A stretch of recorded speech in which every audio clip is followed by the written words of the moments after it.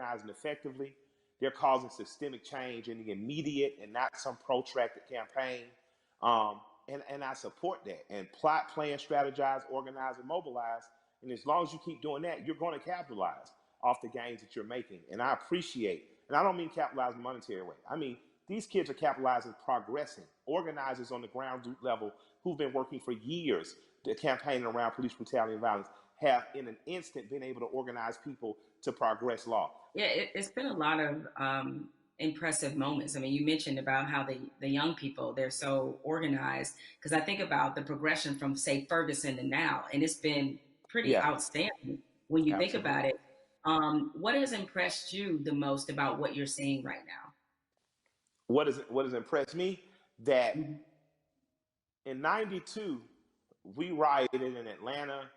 There were riots in other cities. There were riots in Los Angeles. But there was such a stronghold on information. Local news wouldn't let what other cities know until after it was over. What's impressed me is the ability to use technology. We haven't gotten as efficient as Hong Kong, but it's coming. You are seeing at a day and age where in an instant people are able to mob on a place, people are able to say what needs to be said and go and get ghosts. You're seeing in an instant what our grandparents were able to do. Like we have a house party app in which people can sit down on that house party app. You can organize with those 8 people to know what are we going to do in school, what are we going to do in local school boards, what are we going to do with city council. Our grandparents used to have to do that in the basement. Now you're able to do it over your phones and organize effectively and immediately. So I'm impressed by the level of organization I've seen. Because when I was an organizer at 15, 16 years old, we'd have to literally meet for 30 days to plan something that you might strike that might be 3 hours or even 30 minutes, but you're constantly there. These kids are able to do it, and these young people and these organizers are able to do it in a blink of an eye. But that only happens when you train like Floyd Mayweather. Organizers are like Mayweather. They never not training, and I think that these are the people, again, that we should be looking to follow in these times. But you dropped a mention of the House Party app. Mike, are you on House Party? You use it? I just found out about it. I got the cool people in my life helped me to what's new. The two apps I'm most interested in right now are House Party, and there's an app called Convos that allows me to speak directly back and forth with people. That's a lot cooler than sometimes Twitter where stuff gets lost in translation. But I'm still over there tweeting with the angry moms and dads. Shouts out to the old folks. I think about where activism was on this issue in particular when Ferguson happened, and looking at it now, and while there was definitely a lot of positives that came out of Ferguson, particularly the Black Lives Matter movement, seeing the level and the difference is that clearly there was a lot of lessons learned there, and they've applied them now, and so it definitely seems much more cohesive, and that's been impressive. What has impressed you about what you're seeing, especially from these young people who really have seemed to seize this moment? What I've seen be most beautiful about this time is kids have the ability to adjust and move and be like water. They're truly plotting, planning, strategizing, organizing, mobilizing. The skateboard kids came in. Usually you would see in the 60s, black people look like me. We'd make public protests. We'd get our heads split open. Sympathetic whites and allies and people who truly believe in freedom, justice, and equality entered the stage. Now, not only are you beating black people, you're dragging off white people. And it became a tapestry, a unified front to give us our most basic civil rights and acknowledge our human rights. That tapestry is happening again, and it's happening in a bigger and better way. I was talking about those skateboard kids. I saw those kids first come in as defenders. When police were hacking with people with batons, they held up the skateboards to protect them. Most kids who skateboard, my kids skateboarders, most skateboard kids in the South don't look like me, right? But I saw the skateboard community literally come in and save protesters from beatings. And then they got really frisky and they started attacking back. And I was like, although I don't want violence in the streets because those kids deserve to grow to be adults without being soldiers against the state that their parents pay taxes to. It impressed me that the proletariat showed government that you work for us. And in this moment, we are exercising our right to make public display of the evil that has happened. It makes me proud that I live in a country that has long promised equality, rarely given it to people who look like me, people who don't look like me defending. You made a interesting note and observation about the skateboard crew. And I think anybody who's watching has noticed that it's not just Black people who are out here No, protesting. Like it's this not. is, It's a tapestry of people. it's a tapestry of The people, the correct? I mean, this is, Amish, the Amish. yeah, yeah. Wasn't that I didn't crazy to even know see? the Amish saw the news. Yeah. I was thinking, who told them? Right? Yeah. I was like, how did they, I was right? I was So, I was so impressed though. I was so yeah, thankful. My heart was very filled with impressive. joy. Yeah, so you're seeing all these different types of people that you never thought this issue would resonate with them. It kind of reminds me of your music. Your music is unapologetically pro-black, unapologetically, Yes, right? But absolutely, yet, when absolutely. you look at a Killer Mike fan, it's across multicultural section of Yes. people. Why do you think your music is able to resonate that way, despite the fact that you are also clearly talking to your people? Yeah, I'm proud to be me. I like me. I like black people. I'm I'm not making no excuses. I'm not making no apologies coming in the door. I love us. I am in love with us. And because I love me, it has nothing to do or affecting my love of others. I have a very good friendship with East Indian cousins, Raj and Neil. They own the store right next to Walters on what's happening. So if you're from Atlanta, you know about Walters. If you're a big guy from Atlanta, you know about, the store right next door. These guys have always just been good to me. Raj went to India. He came back, brought my wife incense, these beautiful little elephant characters. He's proud to be Indian. I've learned about being Indian from my Indian friends. When you're truly who you are, how could you be offended? How could you not love it or like it? Like, man, I'm a part of the original people on earth. I'm from the continent that birthed all humanity. I think when you wear that proudly and unapologetically, and not from a place of needing someone to be below you, there's no reason for a people not to like me. I like you. I got plenty of heroes that don't look like me. There's a portrait of John Brown on my wall in my basement. I thought he's a hero. He doesn't have to look like me. You know what I mean? But I refuse to act like people who look like me aren't great. I didn't say good. I didn't say good enough. I didn't say equal. I said great. I'm from a great and mighty people. And if you can't accept that, then maybe I'm not for you. But I believe that because I am simply who I am, I believe that that gets accepted. Because you know what? I remember being on a tour bus, and I'm on there with a bunch of Northeasterners because of course, my rap partner's a white guy from Brooklyn. And we're on there and they're watching Swamp People, and everybody's laughing. And I come up and stagger into the front, and I look at it and I start smiling, and I look at the room and say, I got more in common with them than any of y'all. And I just walk to the back. Now, because it's the truth. I'm a Southern boy. My grandparents from Alabama and rural Georgia. I grew up more like people on those shows. So I think across cultural lines and across racial lines, people identify with me, but just because I'm your typical American guy. And I have some special things. I'm not going to deny that I'm special. I was a smart kid, went to Morehouse, had an understanding of some cool stuff. I married a beautiful woman, that helps. But I think that ultimately what resonates with people is that I'm a regular guy. One of my best friends in the world is a white guy from Brooklyn. So I think that people understand that I have the ability not to look past your race or ethnicity, not to look past who you are culturally, but to look at it and love it and learn from it without wanting to co-opt it or be it. What you're talking about in a very succinct and robust way is really allyship, and that's been a Absolutely. word that, yeah, you have a lot of, it sounds like you have a lot of really great allies that are in your life now. In this moment, I've gotten the question constantly, I assume you have too, about how to be an ally. What do I have to do? Right? I've had so many conversations with white people, like really good friends of mine, in the last Yeah. 2 weeks, where, all right, guys, I appreciate your enthusiasm, but Yeah, but hold on. Hold on. hold on a second, just relax. But Absolutely. I, with that, nevertheless, that being said, is that, what would you say to somebody who wants to not only be an ally, but be a good ally? if you want to be a good ally in this moment, white corporation, white person with the means, that's a worthy allyship. On a ground level, if you're just working hard every week, you don't know what to do. You're an electrician, you're a plumber. Grab one young man who doesn't look like you, a young woman, and teach them that trade. That's allyship. Allyship isn't just throwing the money, but if you got the big money, put it towards somewhere. But on a very real and basic level, my son had an accident with a man named Keith. I bought my son a car. My son Malik, with a very pretty girl in the front seat, rear-ended this guy Keith. Um, Calls me. I pull up to Keith and the police officer. I say, if he'll allow me to handle this privately, I just don't want to call my insurance company because, I had just got in an accident. I drive fast.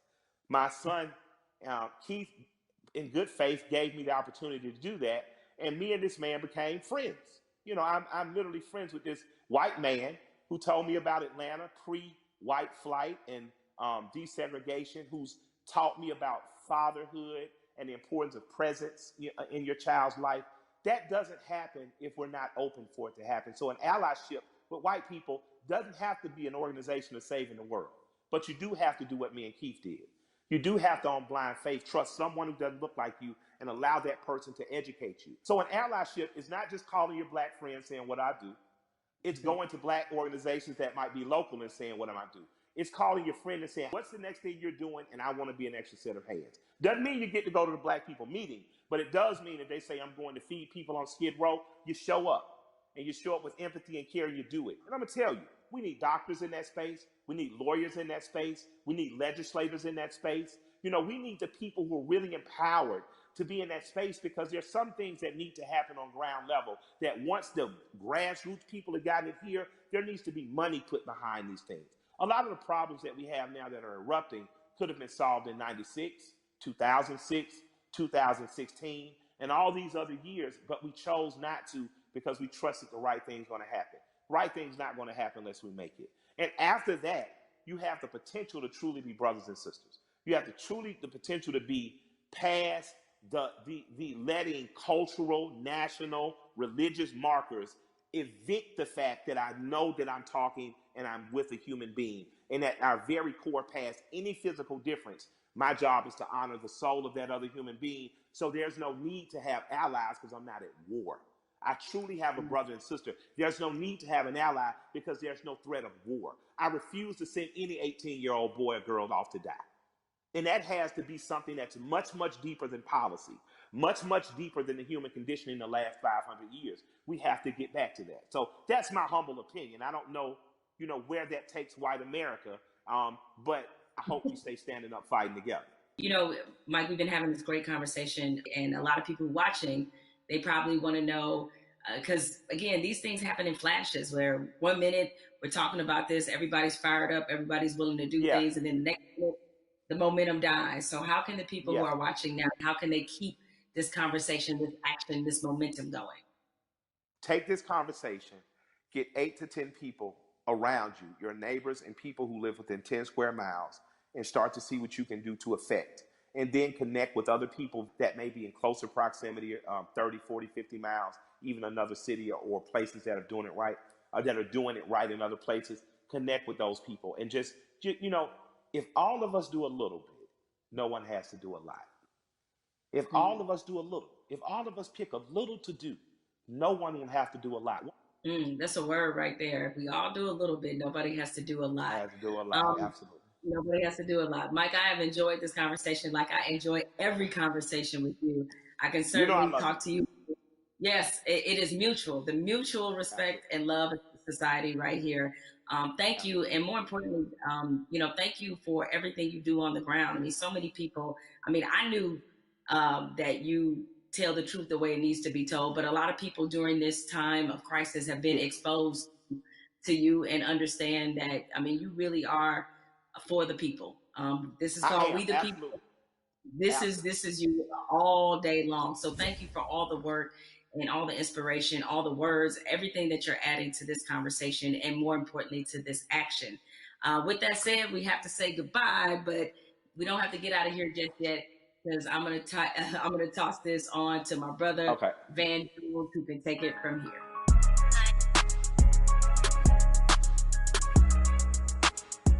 Jamel and I, we spent the past hour, we've been talking to Killer Mike, we've been talking to Elaine Welteroth. We also got a chance to see that amazing video from Lil Baby.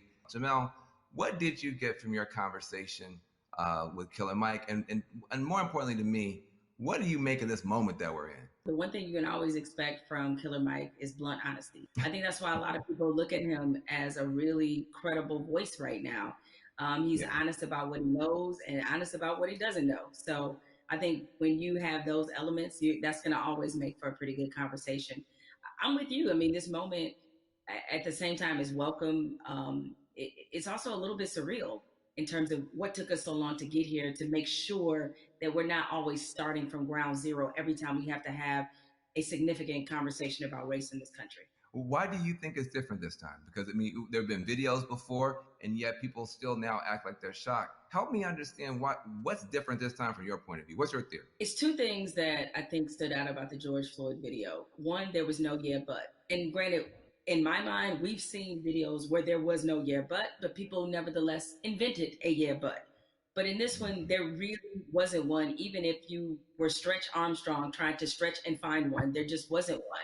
What always has just stuck with me is the look on this officer's face as he was kneeling on George Floyd's neck. It was so cold. It was as if this were Thursday. And he showed such little emotion, remorse, any emotion you want to name. He didn't show any of that as he killed a man in the middle of the street with bystanders looking on. So I think that situation, coupled with the fact we had already been reeling from Ahmaud Arbery, we had already been reeling from Breonna Taylor. And even though the situation wasn't fatal, there was definitely a storm of frustration at what happened with Christian Cooper. So this all together leads us to this moment where finally, even the most adamant naysayers who wanted to pretend as if this wasn't a structural problem, what could they say? I mean, there was nothing else that could be said. And I think everybody who was already fed up decided now is the moment, now is the time. The world has slowed down because of COVID-19. If we are going to address this, this needs to happen now. I've never seen 20, 30 million white people asking black people for leadership. That's interesting because they start, well, what do you want me to do? I'm like, well, I don't know. Google is a powerful tool. I don't know. I'm realizing now, though, that this is an honest question. How do you think that we as African Americans and our allies can rise to meet a moment like this and actually accept the fact that we may actually have a couple million new allies? And how do we deal with that? That's new for us. I'm glad you used the word leadership because there's a difference between us being put in a leadership position and us being put in an educational position. The educational part, we are long past, right? Like we don't want to be educating anybody else about race. We're not here to soothe you. We're not here to make you feel better. But leadership is something different. And it looks different depending on how you want us to take that leadership. Certainly, we are accustomed to being a voice on these issues. We're accustomed to setting the agenda. It's fine if we continue to lead in that direction. I think what we're looking for is if this were, a relay race, we want to pass the baton and we want you to be able to say, okay, here's what we've been feeling about this issue. Here's what needs to happen to change it.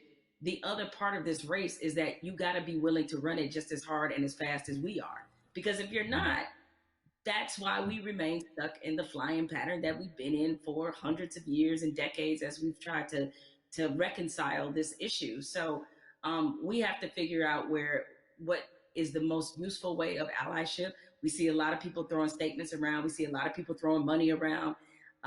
We need that to be a focused effort, and more importantly, to be vocal about it. I can't take any more double-sidedness. There can be no more other siderisms, if I may make up a word, meaning that you give over here and you're a company that is like, yeah, Black Lives Matter, except for in my boardroom where they don't, or except for my organizational chart where they don't.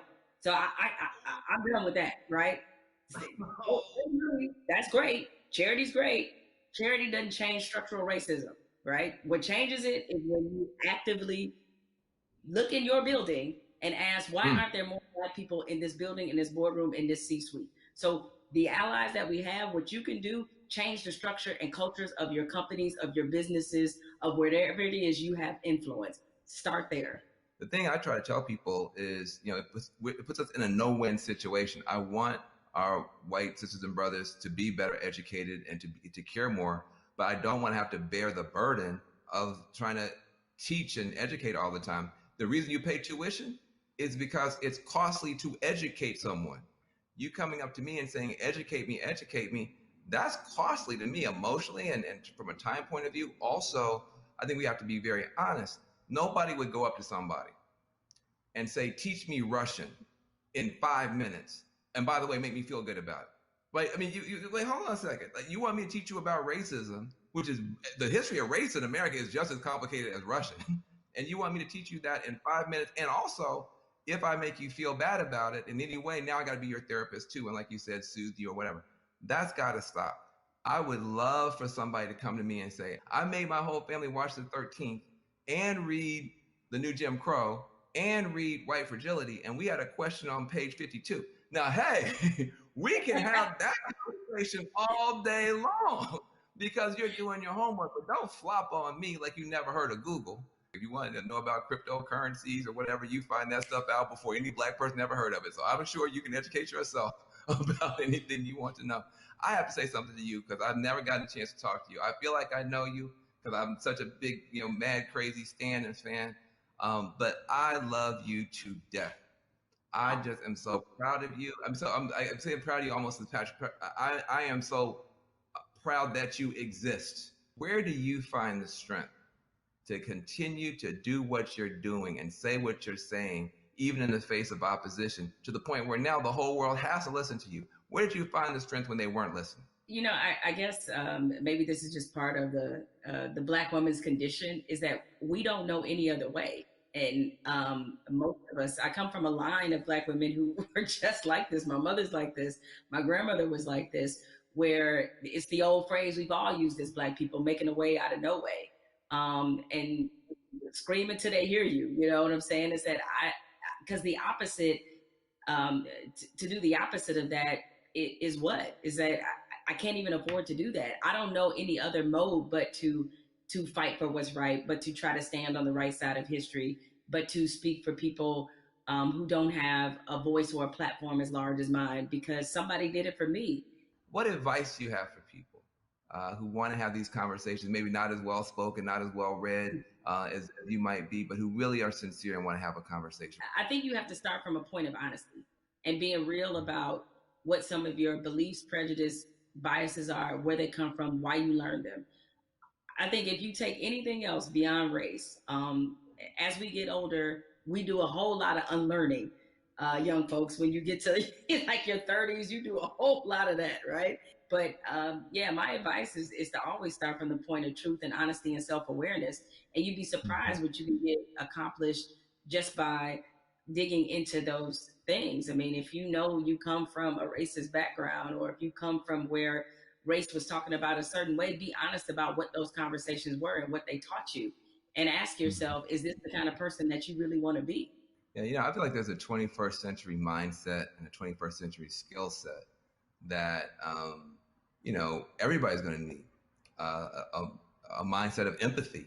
I mean, we're going to be dealing with people, every color, flavor, every kind of human being ever born. We all have to deal with each other now because of the internet, because of just the world economy. You're going to be competing against people in China and Nigeria. That's just the world.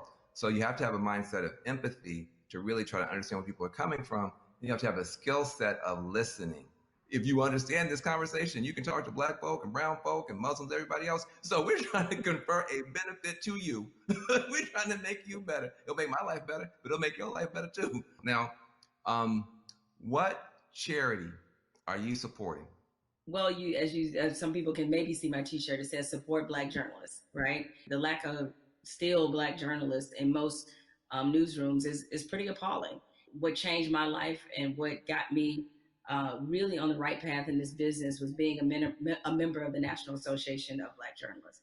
NABJ is the largest minority journalism organization in the country. First. The development, the networking, job fair, internships, scholarships, what happens there has changed lives. It changed a lot of people's careers. I mean, people like you, Van, and everybody you want to think of, Roland Martin, Soledad O'Brien. It's just a number of people, Michael Wilbon, that are a part of this organization and have been able to build legacies there. And so it's on us to, again, usher in this next generation of young journalists who I get it right now, feeling really discouraged when they look at not just what a lot of newsrooms look like, a lot of networks look like, but also we're under the under the shadow of a pandemic right now. So there's a lot of journalists who have lost their jobs. A lot of companies are downsizing.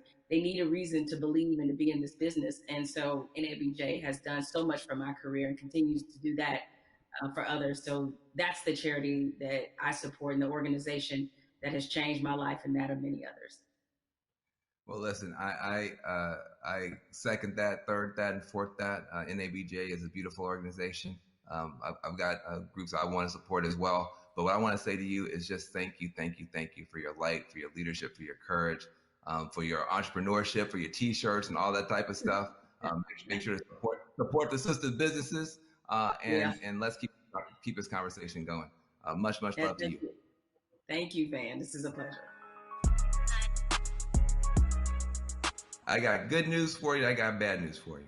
The good news is that people are activating all around the world, all across the planet for change. That is a powerful moment. Here's the bad news. Unfortunately, this is not a one answer fixes everything situation. We're talking about systemic problems, which means it's not just one law or one person. You need 360 degrees of change to shift to get the outcome that's right. But we can get there if we keep talking, if we keep working, if we keep building. And if we do that, we can reshape America. That can be done. It's been done in the past. We can move the whole world in a better direction. So I hope that your cell phone right now is full of screenshots of these tools that we've been trying to give you to continue taking action from this virtual town hall. When the stream ends, the conversation should not end. We got to keep pushing. We got to keep going. We are in an important moment in history. And what you do is going to determine the outcome. 2020 is going to be talked about for 20 years, 100 years, maybe 1,000 years. But the future's not written. It's up to what you and I do and what you and I decide is going to happen. So I want to give a special thanks to the powerful voices that we've had, Elaine Welteroth, Killer Mike, Jamel Hill. Make sure you visit 50percentpledge.org to learn more about the power of money. Also visit my organization, reformalliance.com. We're trying to make a change. Let's be about it, not just talk about it. I'm Van Jones.